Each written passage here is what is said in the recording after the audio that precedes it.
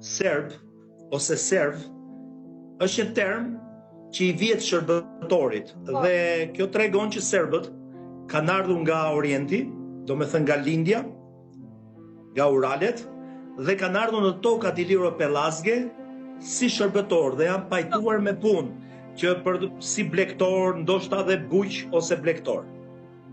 Dhe kjo tregon nga vetë emri që ata kanë ruajtur, që kanë qenë një kontingjent i madh shërbëtorësh, që ilirët i përdornin për tokat e tyre, për baktit edhe për punët. Tashi, në qoftë se ne marrim në Shqip, se kjo serv shërbej është dhe Shqip. Në qoftë se ne shënojmë, le të shënojmë për kuriozitet fjalën shërbej ose shërbëtor. Kush ka letër, le ta shënoj fjalën shërbëtor. Atëherë, i heqim atë sën, hën e fusim klapa, mbetet s. Edhe torin ose tor në fund, t'ja heqim.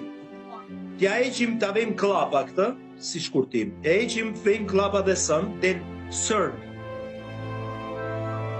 Shënoj fjalën shërbëtor. Dhe në qoftë se fusim në klapa hën, pastaj prapashtesën, del sërb ose shërbej.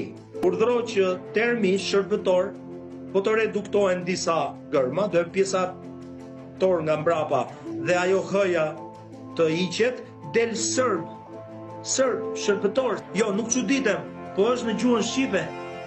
Çfarë ka ndodhur? 200 vjet, brenda 200 vjetëve, territoret iliro-pellazge janë zaptuar dhe janë grabitur në mënyrën më marramendse.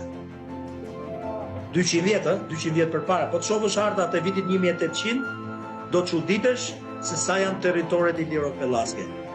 Shkojnë në Vjenë, shkojnë në Kroaci, shkojnë kudo. Çfarë ka ndodhur në këto 200 vjet?